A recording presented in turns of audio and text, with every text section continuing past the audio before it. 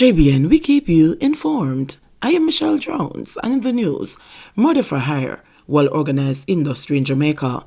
Please remember to subscribe, share, leave us a comment, and click the notification bell to receive our daily news items. A buoyant murder for hire industry through which Jamaicans engage marksmen to settle domestic disputes, disrupt love affairs, get their hands on insurance money, and to bump off business partners is believed to be the main driver behind the bulk of the island's 1,463 homicides recorded last year. Some of these deadly murder consultancies have their bases in high-priced apartments, where they sift through invoices and categorize minor costs associated with bloodshed, including food and accommodation, as miscellaneous expenses. Some even provide one-stop services, including guns, ammunition, hitmen, and getaway cars. Some of these houses are used as hideouts after brutal shootings and murders, and at least one of the players involved in a major murder racket busted by the police recently was residing and operating in a posh community in St. Andrew North. The sinister schemes attract clients, both men and women, from all walks of the society, some of whom make requests to see the body parts of victims as evidence of the completion of the macabre assignments. Painting a dark picture of the underbelly of crime, Deputy Police Commissioner Fitzbailey told the Sunday Gleaner recently that a surveillance service is also provided by some of these squads, and chosen killers are often required to move into areas where the targets reside. Blood money is at times fueled through relatives' accounts in an attempt to throw sleuths off their trail, although hard cash is king.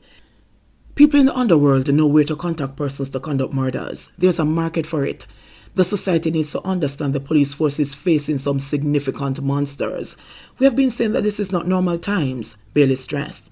The intricate schemes sometimes see gangsters outsourcing their deadly missions to rivals if the intended target is behind enemy lines.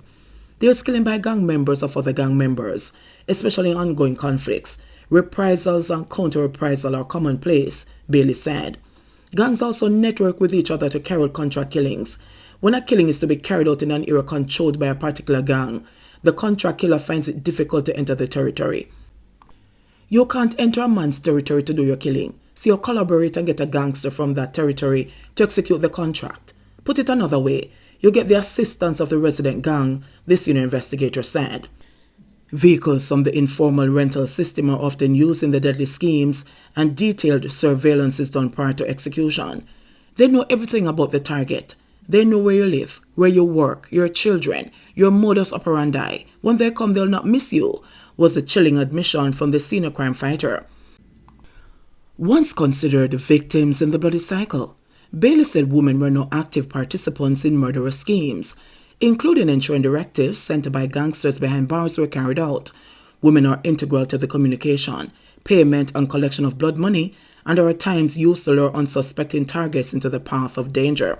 It is quite frequent where women are the runners or the gangsters, Bailey noted.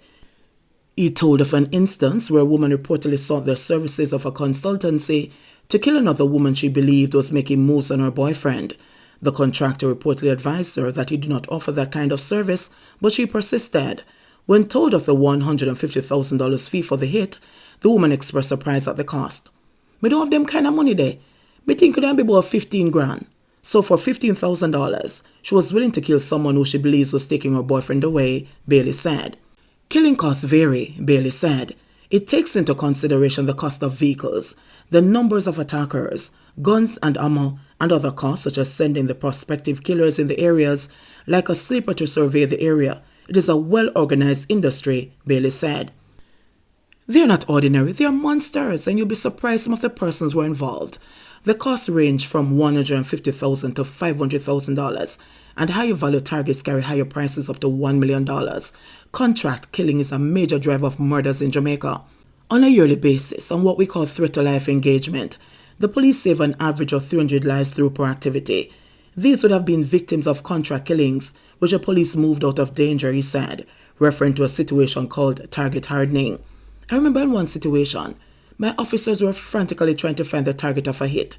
They were searching round the clock to find the target to move them out of danger, he explained. The public is not aware of the amount of resources we invest to prevent lives from being lost. Where we know that Tom Jones' life is in danger, we have to deploy resources to prevent it. Last year, the police intercepted what they believed to have been a hit squad on their way to execute 3 women, a mother, aunt, and grandmother of a minor, in what is believed to be tied to a child custody case in western Jamaica, which had a $400,000 bounty on their heads. Acting on intelligence, the cops arrested 7 persons within 24 hours in a series of operations across the corporate area. Among them, a district constable, who had reportedly submitted his resignation to the police force, which had not yet been processed and was out on sick leave. The cops also seized an American tactical hybrid rifle, at least 3 handguns, several rounds of ammunition, firearm magazines, and police apparel.